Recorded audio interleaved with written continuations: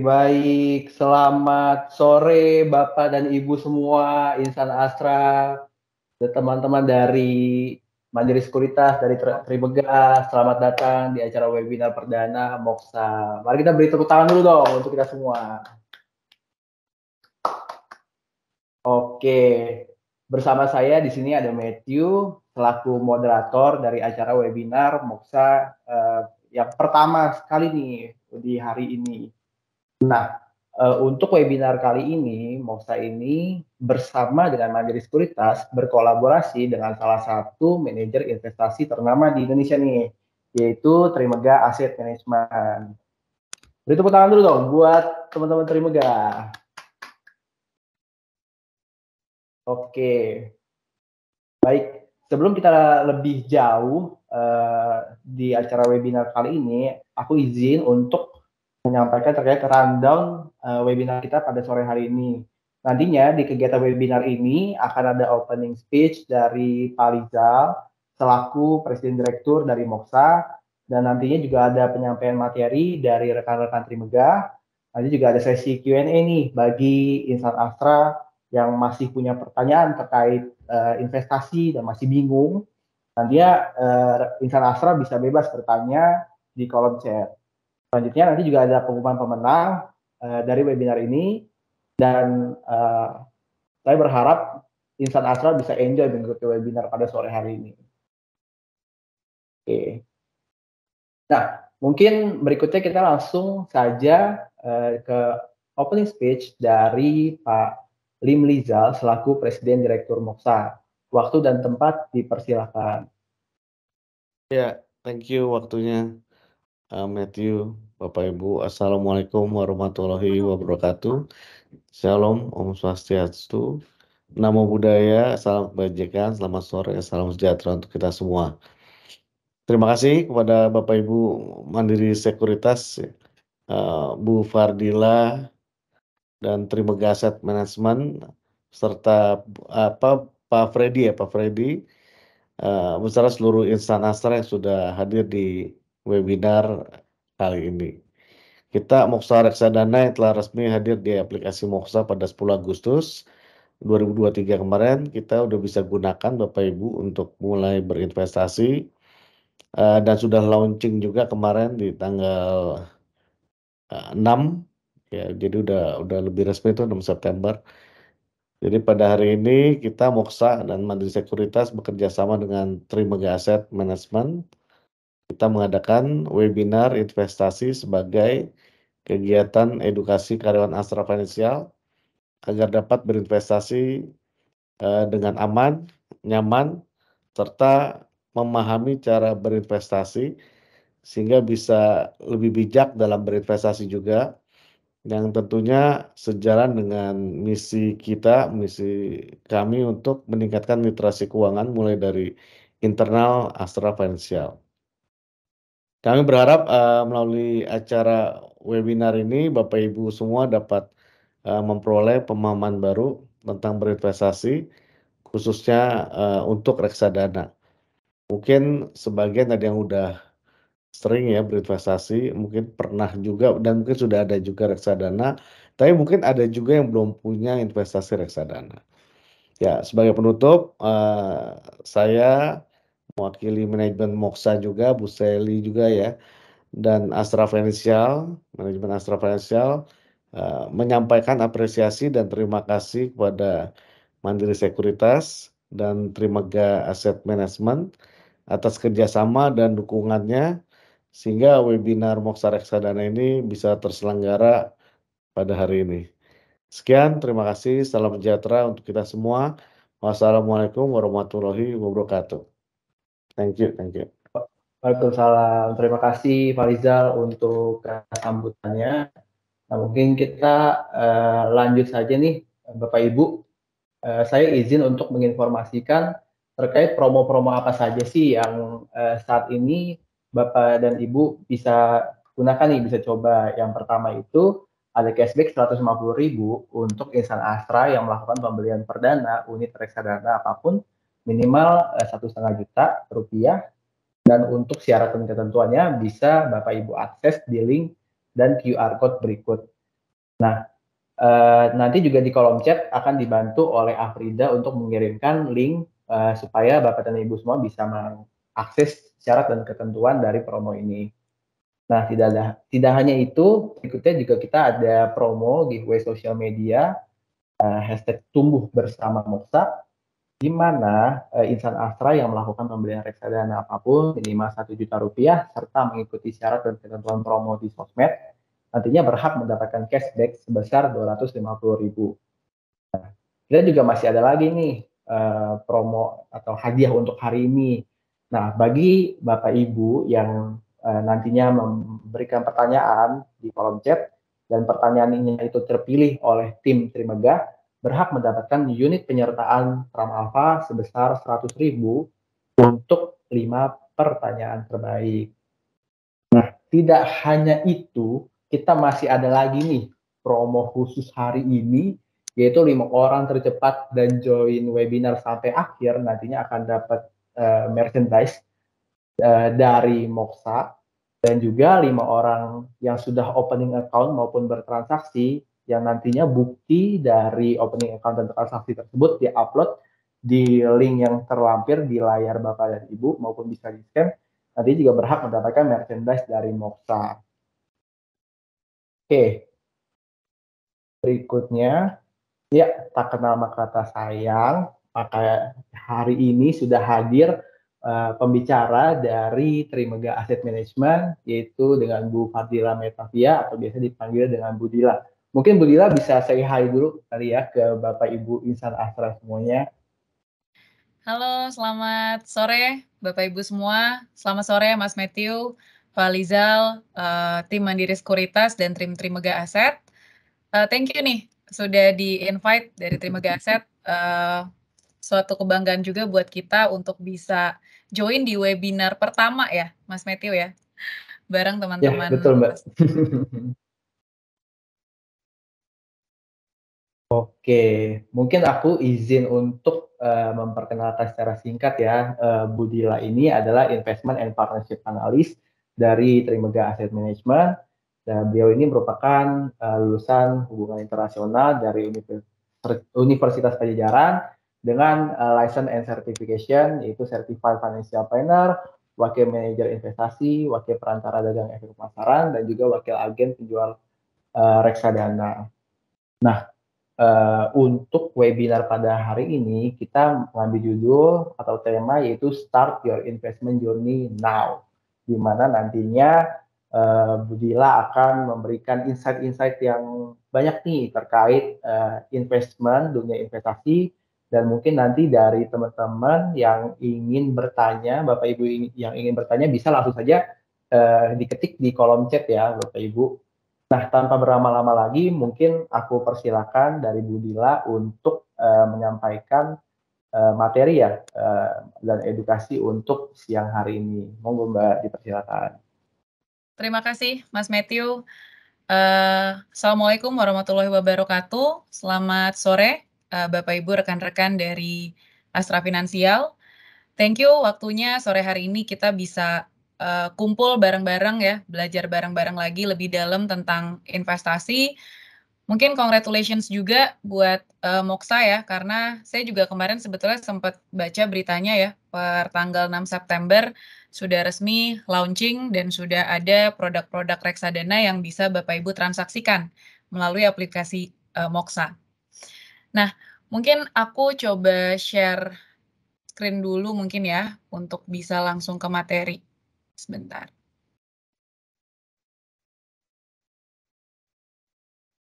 Oke.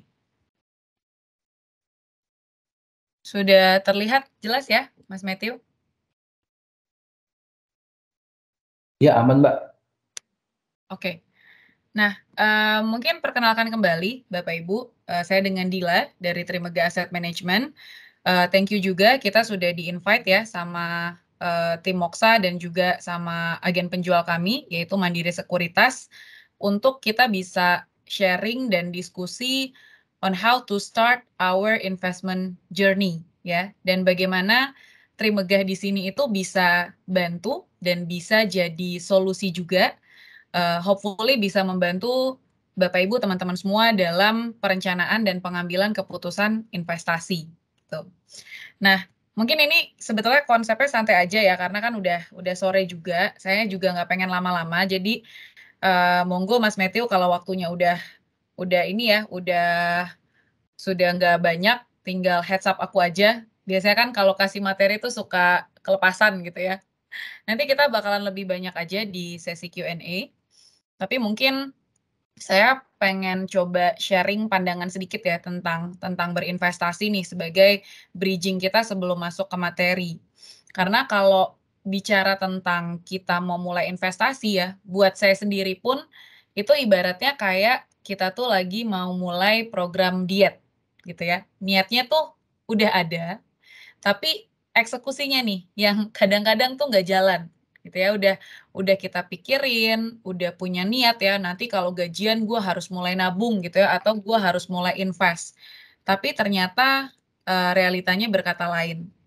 Nggak tahu tuh gajinya lari kemana, tahu-tahu udah offside aja tuh pengeluaran. Nah, ini satu hal yang seringkali terjadi dan memang perlu diakui bahwa tantangan terbesar dalam memulai berinvestasi itu pasti datang dari diri sendiri. Karena diri sendiri jugalah yang berperan gimana caranya kita bisa mengontrol pemasukan yang kita dapat, baik itu dari gaji ya atau pendapatan yang kita terima setiap bulannya, dan bagaimana kita mengontrol pengeluaran kita. Nah, ketika pendapatan dan pengeluaran ini tidak terkelola dengan baik, biasanya yang terjadi adalah cash flow-nya teman-teman itu menjadi negatif. Jadi arus uang yang keluar itu lebih banyak daripada arus uang yang masuk. Nah, itu yang biasa disebut dengan negatif cash flow. Kalau peribahasanya dulu itu besar pasak dibandingkan tiang gitu ya. Jadi lebih banyak pengeluaran dibandingkan pemasukan. Nah, kalau udah negatif gitu ya, udah cash flow-nya negatif, boro-boro nih kita mau mikirin investasi. Karena pasti untuk memenuhi kebutuhan hidup sehari-hari, itu pasti udah sulit tuh kalau cash flow-nya udah negatif. Dan perlu kita sadari juga kalau usia-usia produktif gitu ya, usia-usia kita sekarang sebagai pekerja, itu adalah usia di mana pengeluaran itu akan banyak sekali. Entah itu buat kebutuhan hidup sehari-hari ya, uang transport, uang makan, terus buat yang baru kerja mungkin uang kosan gitu ya. Kalau yang udah berkeluarga mungkin akan pusing sama uang sekolah anak gitu, uang dapur. Nah, ditambah lagi di luar kebutuhan pokok kita sehari-hari biasanya lifestyle atau gaya hidup nih yang kemudian bikin beban pengeluarannya tuh semakin besar. Sebetulnya ada triknya yang bisa teman-teman juga coba aplikasikan ya di tengah pengeluaran yang banyak tadi.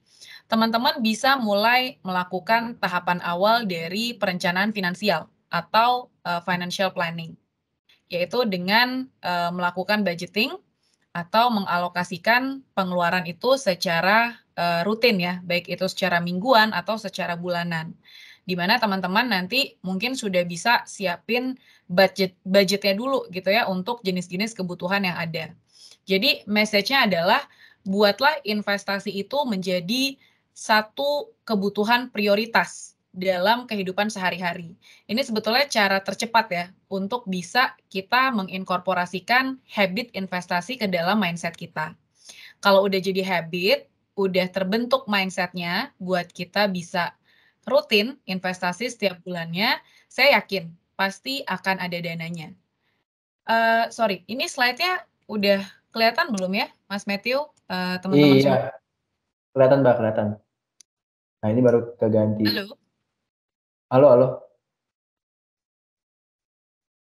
Halo Mbak Dila. Halo, halo? Ya, Ya, halo Mbak sudah Dila. kelihatan Mas? Sorry, tadi kayaknya Ya, sinyalnya agak hilang. kelihatan Mbak, Slide-nya sudah kelihatan. kelihatan belum ya? Oke, kelihatan Mbak, kelihatan. Oke.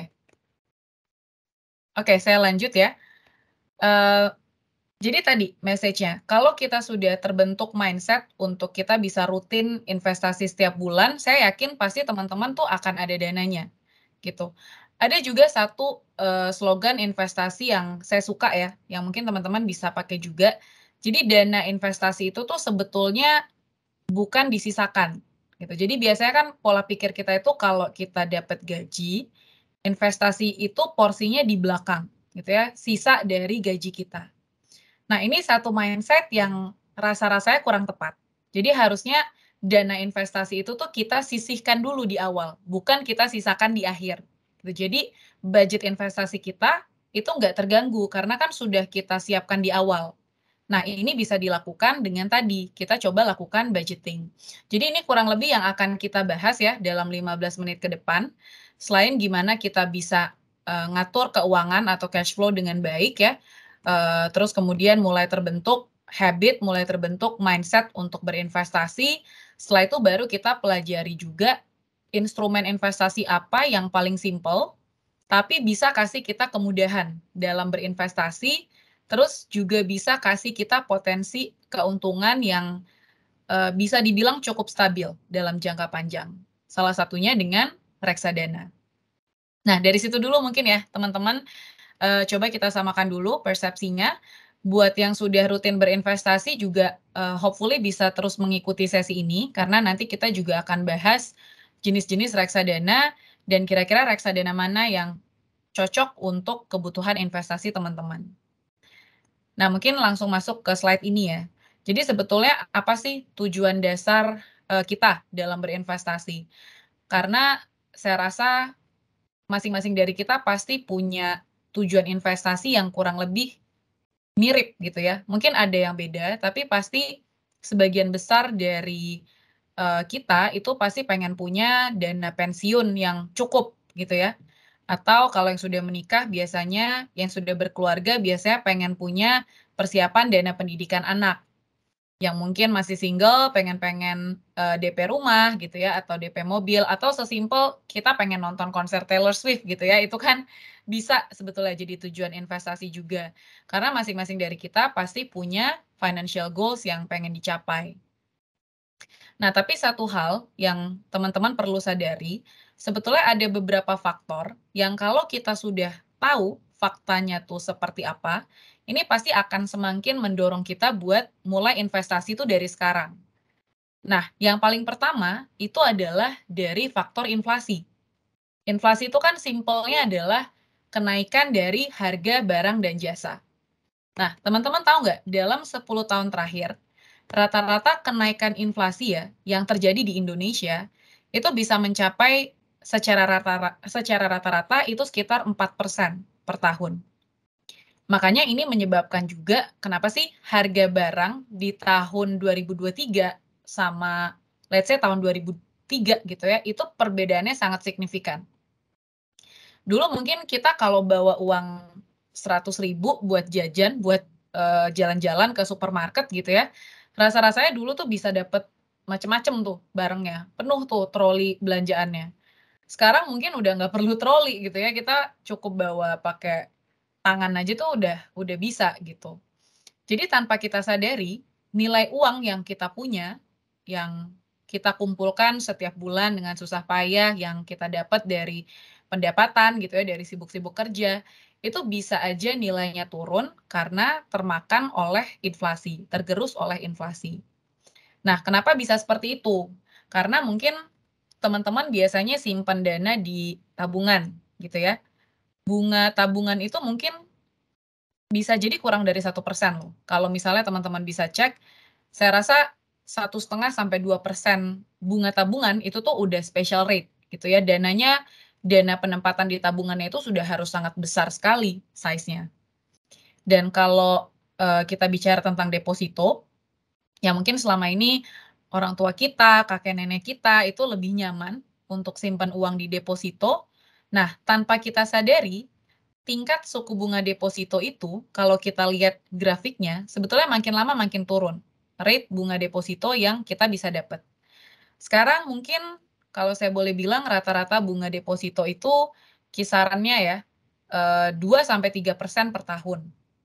Kalau special rate mungkin masih bisa dapat 4%, 5% gitu ya, itu mungkin udah yang paling tinggi.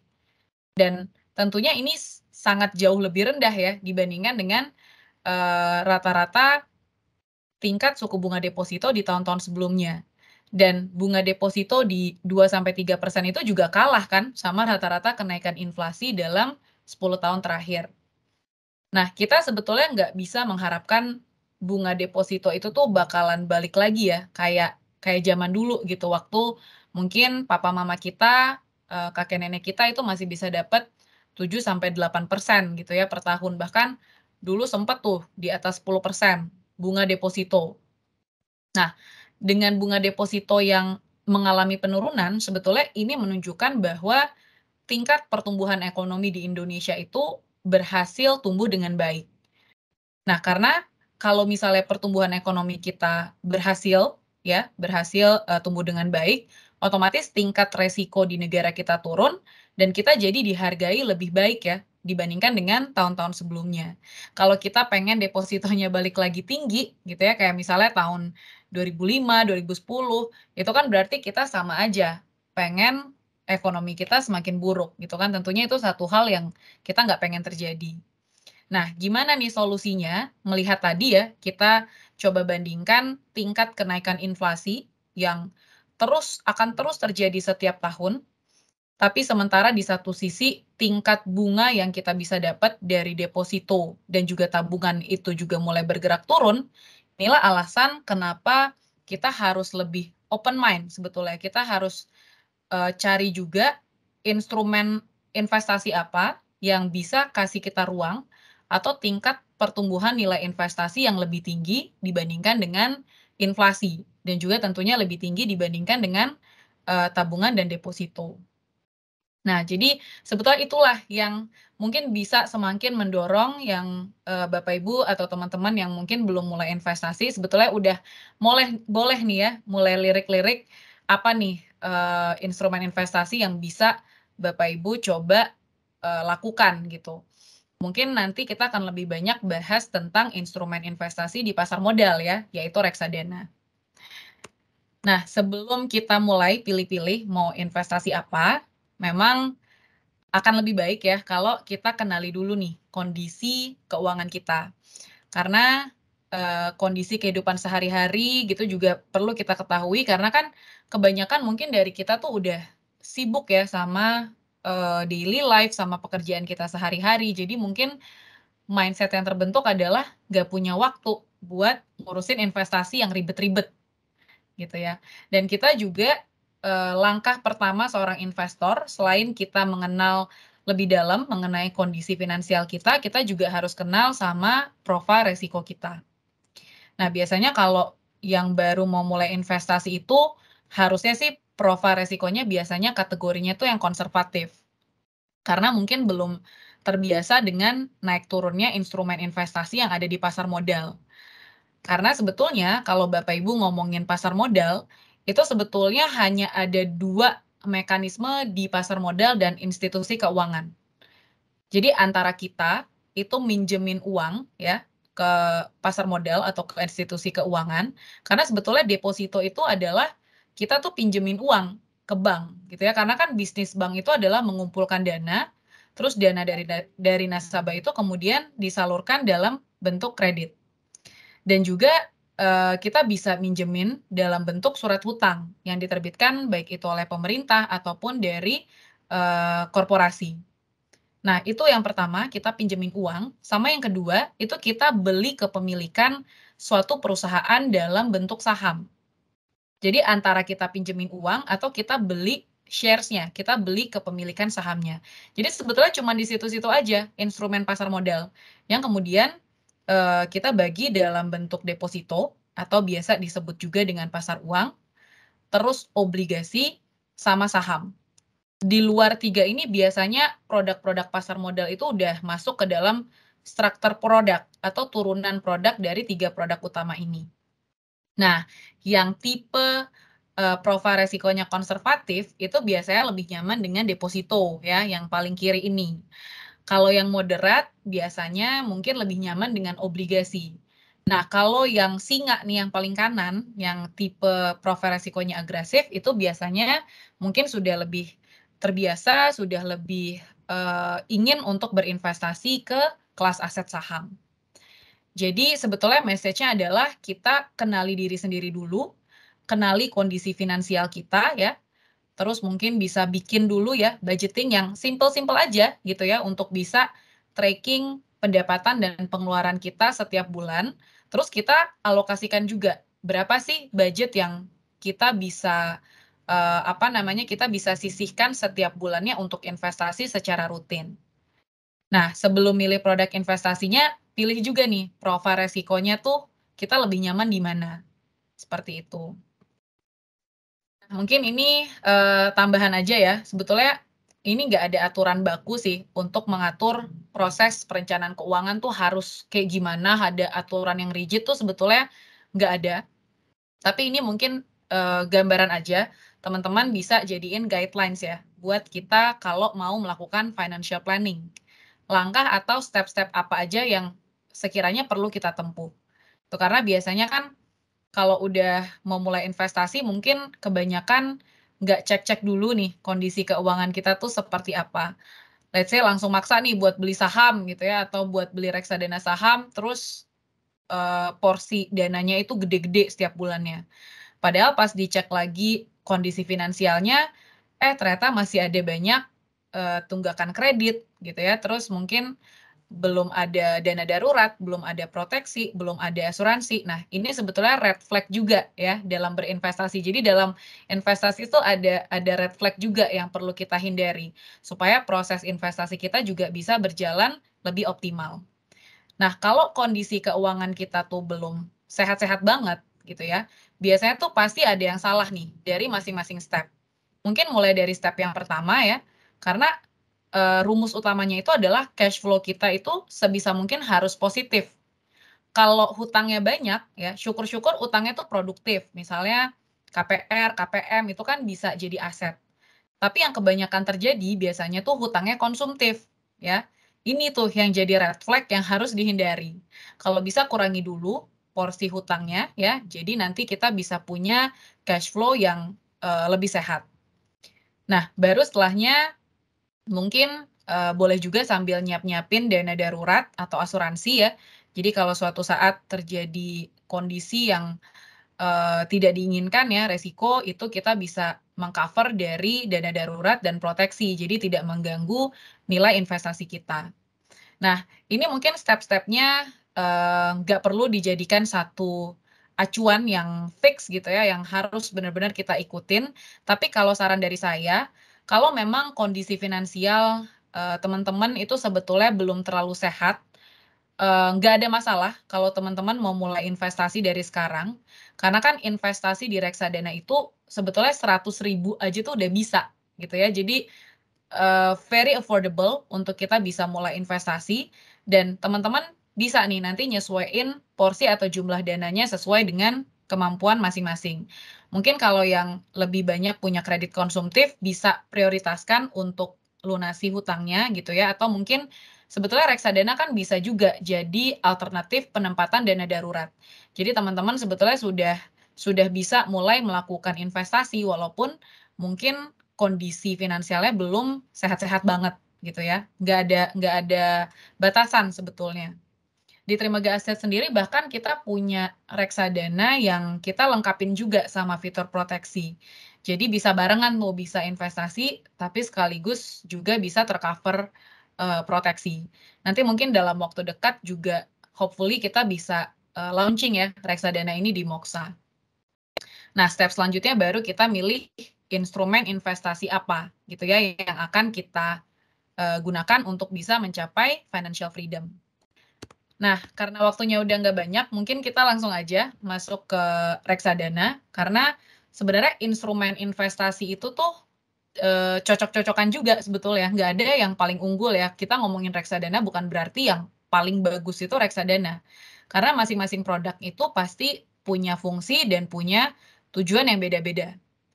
Nah, tapi yang seringkali jadi masalah gitu ya, ketika kita mau coba nih investasi langsung ke pasar modal, biasanya kadang kita tuh nggak punya cukup banyak waktu, nggak punya cukup banyak tenaga untuk kita tuh bisa pilih dan kita bisa monitor nih perkembangan dari baik itu saham maupun obligasi.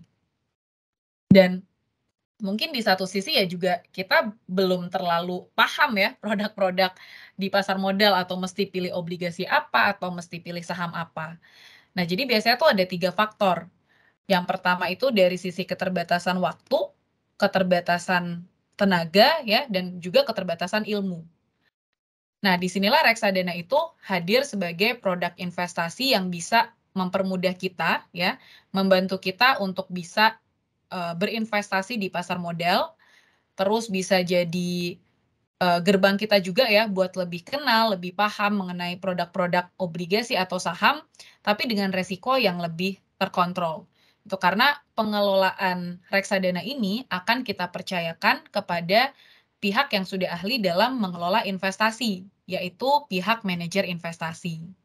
Nah, Trimega di sini kita sebagai manajer investasinya, ya, yang memang tugas kita sehari-hari, tugas utama kita, bisnis kita itu adalah mengelola reksadana, pihak yang mengelola reksadana.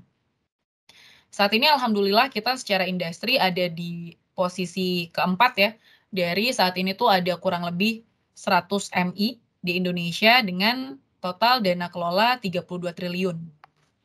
Nah, secara produk, reksadana ini tuh memang fungsinya adalah wadah yang menampung dana dari para investor yang kemudian nanti akan dipercayakan kepada MI, manajer investasi, untuk dikelola ke dalam produk-produk pasar modal.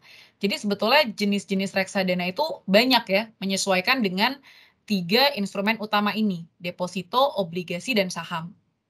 Nah, mungkin pertanyaan yang juga biasanya paling penting nih, aman nggak sih investasi di reksadana gitu? Biasanya kalau saya edukasi pasti aja ada yang tanya ini. Nah, kalau dari keamanan dari sisi legalitas, saya rasa teman-teman nggak perlu khawatir.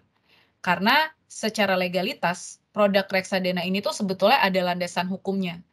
Makanya di sini saya coba tampilin, ini tuh sebetulnya gambar mekanisme proses pengelolaan reksadana.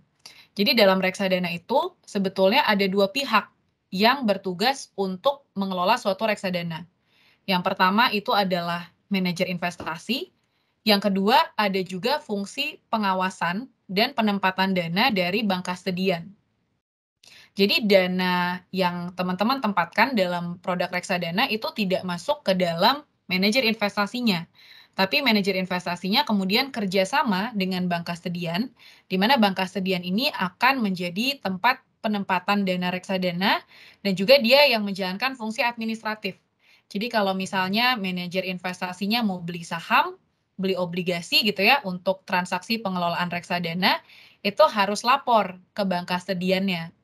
Jadi MI-nya nggak boleh nakal gitu ya. Kalau MI-nya nakal gitu ya, ada satu yang tidak sesuai dengan regulasi dari OJK, itu bisa dapat teguran dari bank kastediannya. Makanya kita bisa bilang secara pengelolaan itu sebetulnya cukup ada transparansi dan secara legalitas itu juga ada badan hukumnya gitu. Teman-teman juga mungkin yang udah biasa beli reksadana, manajer investasi itu biasanya kasih yang namanya laporan kinerja bulanan atau fund fact sheet. Di situ teman-teman juga bisa lihat sebetulnya dari dana yang diinvestasikan itu MI-nya akan kelola dan masukin ke instrumen apa aja. Misalnya kalau beli reksadana saham, nanti MI-nya tuh beliin saham apa.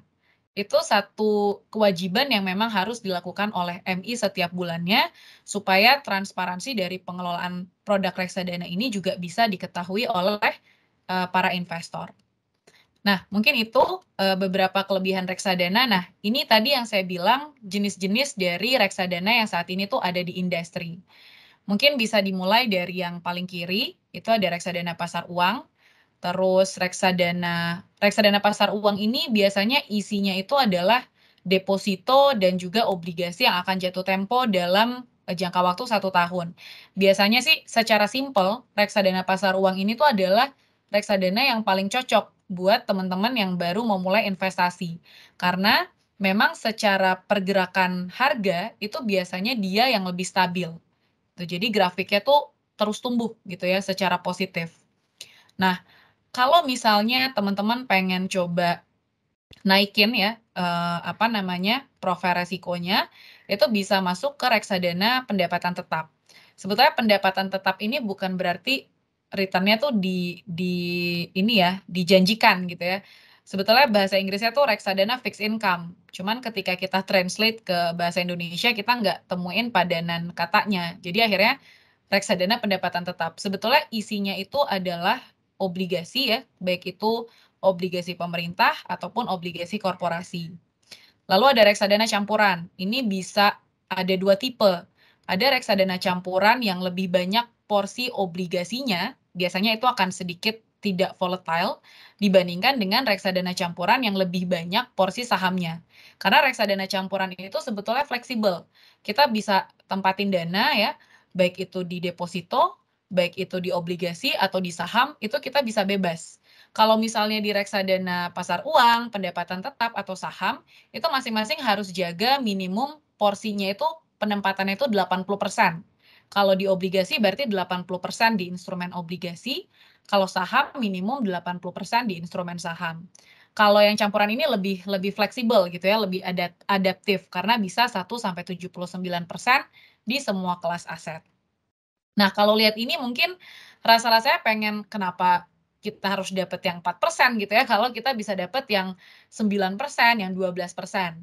Teman-teman perlu ingat juga, kalau semakin tinggi indikasi return-nya, jadi sebetulnya ini kan bukan satu angka yang pasti ya, 4-5, 5-7. Ini tuh sebetulnya adalah indikasi kenaikan nilai investasi yang dilihat secara data historis gitu ya, dari 10 tahun terakhir, 20 tahun terakhir, muncullah angka-angka ini. Jadi bukan pasti dapat segini gitu ya.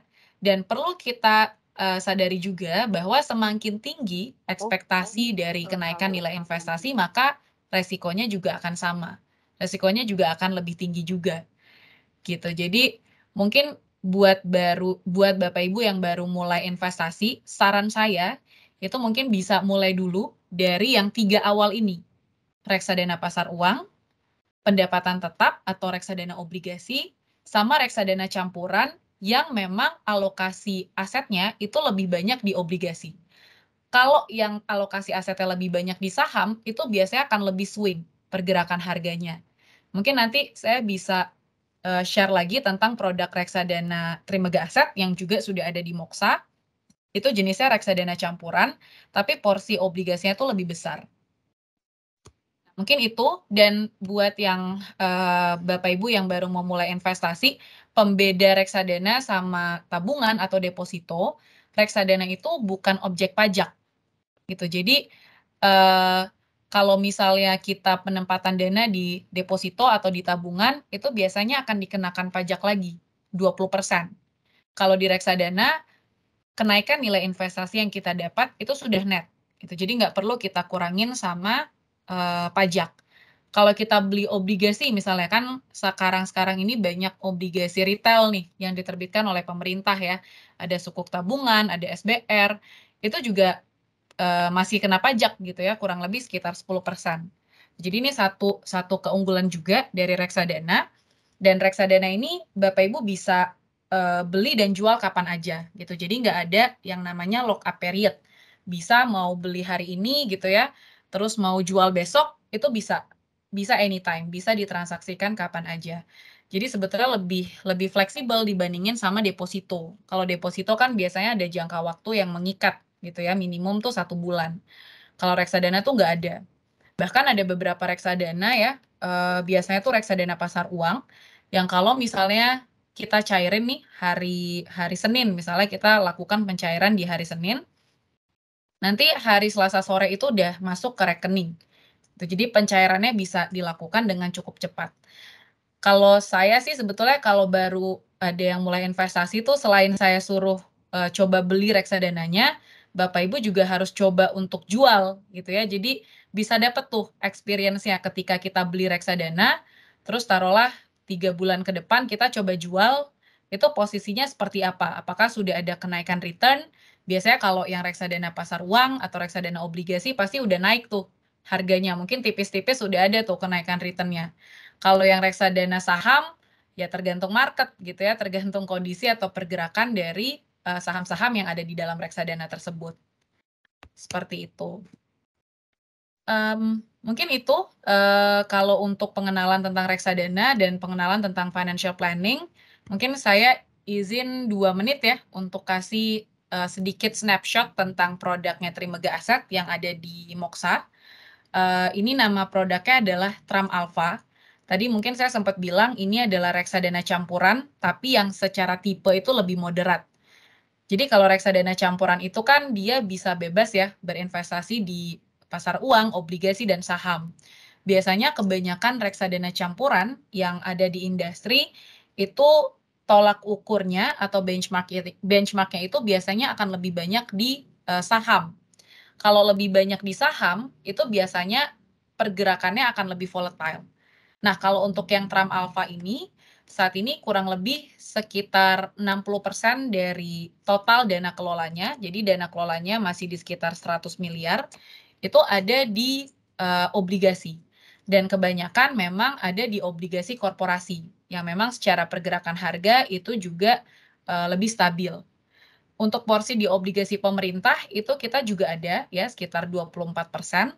Tapi memang kita saat ini ngelihat sepertinya akan lebih banyak potensi itu di obligasi yang tenor pendek gitu ya.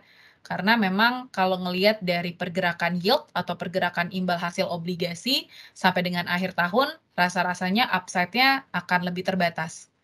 Gitu. Jadi memang secara pengelolaan reksadana lebih banyak kita tempatkan di obligasi gitu ya, khususnya obligasi korporasi, tapi kita juga jaga porsi sahamnya itu sekitar 30%.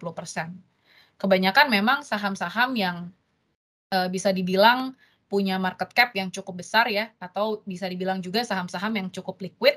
Di sini ada saham Bank Mandiri, BBRI, dan juga mungkin ada nama-nama Excel dan Indosat, which is ini adalah bagian dari sektor telekomunikasi yang harusnya sih bisa dibilang cukup sektor yang cukup defensif. Nah, dengan penempatan dan alokasi aset yang seperti itu, saat ini produk Tram Alpha secara performance ya, karena kan kalau ngomongin reksadana mungkin teman-teman juga pasti tertarik sama return-nya berapa gitu ya, performance-nya berapa. Nah, dari sejak awal tahun sampai dengan akhir Agustus, kinerjanya itu di 6%. Ya, secara year to date, biasa kita bilang year to date. 6% ini sebetulnya lebih tinggi dibandingkan sama rata-rata, bukan rata-rata ya, dengan kinerja dari IHSG sendiri atau indeks harga saham gabungan yang biasanya dijadikan tolak ukur untuk melihat pergerakan dari suatu reksadana campuran atau reksadana saham. IHSG sendiri mungkin year to date itu baru sekitar 2%. Jadi sebetulnya produk Tram Alpha ini menang 4% ya dari pergerakan IHSG. Jadi saya rasa secara return cukup menarik ya, dan secara alokasi aset juga sebetulnya tidak terlalu agresif karena masih ada penempatan di obligasi dan juga deposito. Jadi mungkin bisa juga dijadiin alternatif buat Bapak Ibu yang baru mau mulai coba investasi gitu ya, selain reksadana pasar uang, reksadana obligasi, mungkin juga bisa coba di reksadana campuran. Oke, mungkin itu aja dari saya. Sorry nih Mas Matthew kalau jadinya kepanjangan. Saya kembalikan ke Mas Matthew in case ada pertanyaan. Thank you. Oke, Mbak Gela, terima kasih untuk pemaparan materinya, sangat amat insightful. Kami dari Insan Astra jadi lebih tahu bagaimana sih teknik berinvestasi untuk menumbuhkan aset kita ya, untuk melawan inflasi. Dan juga kita jadi tahu stage-stage keuangan kita sedang ada di mana nih gitu untuk mencapai financial goals kita masing-masing. Tadi juga Mbak Gila sudah menyampaikan dan menjelaskan sedikit ya terkait reksadana, dan hopefully dari Insan Astra semuanya bisa dapat insight baru nih dan pemahaman baru mengenai investasi khususnya di instrumen reksadana. Mau nambah wawasan tentang investasi? Nantikan webinar berikutnya.